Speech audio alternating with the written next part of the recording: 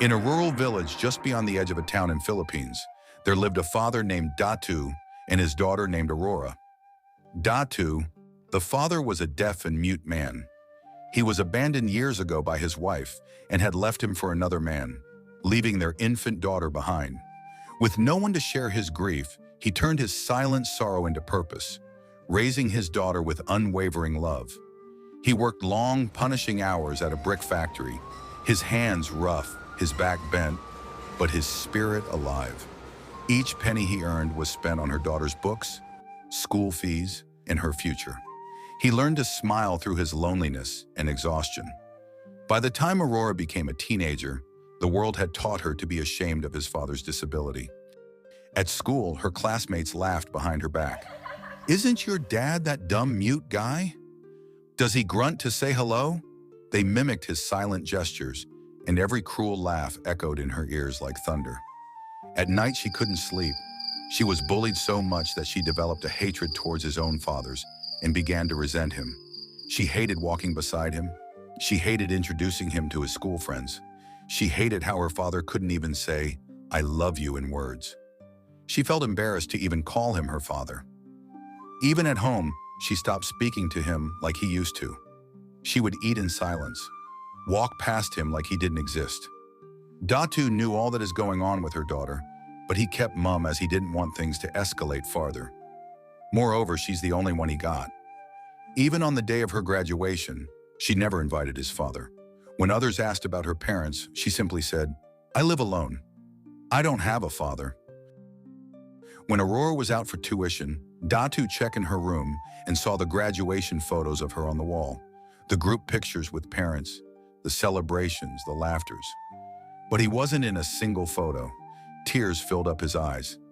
Still, he smiled, hiding his sadness behind his tired eyes. That night, he readied the dinner for her and placed a crumpled flower bouquet on Aurora's bedside and returned to his late shift at the factory. But life has a cruel way of teaching truths. One humid afternoon, while Aurora was cycling down the narrow road to the market, a speeding car appeared from a sharp bend. The brakes screeched too late and hit her across the footpath, twisted and broken. By the time help arrived, she was unconscious, slipping into a coma. News of the accident reached her father like a dagger to the chest. He was in a factory working his shift. He rushed to the hospital barefoot and nearly out of breath. When the doctors spoke of critical damage and of the need for a heart transplant, he fell to his knees. Unable to speak, he scribbled frantically on a paper. It reads, "Take my heart, my life, my everything, but just save her. She's all I have." That night in her coma, Aurora dreamt. She was trapped in a violent ocean.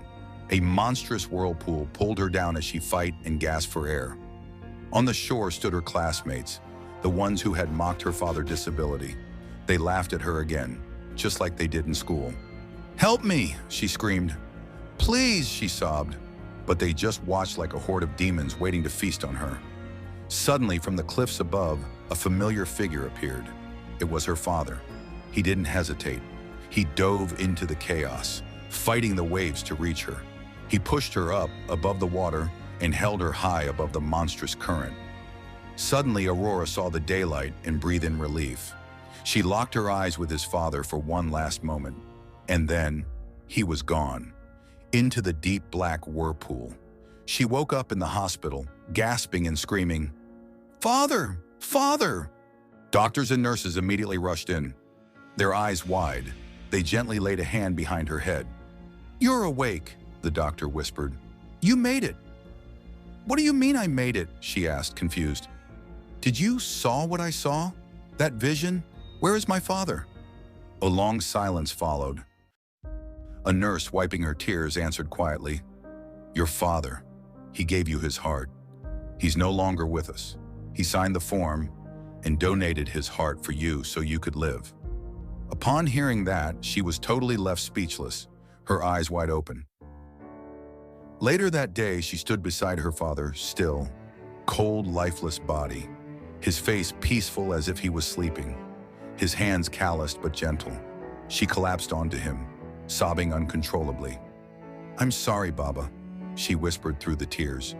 "You never spoke a word. but your love was louder than anything I ever heard. From that day on, Aurora changed. She kept her father's old notepad, the one filled with his hand-drawn signs, scribbled messages, and unsent letters. She studied sign language. She spoke in schools about empathy and about invisible strength. She built a small home on her father's land and turned his humble room into a place of remembrance. And every night before bed, she would look up at the stars with tears in her eyes, sign the gesture of the 3 words he never said aloud, but always showed with his actions. I love you.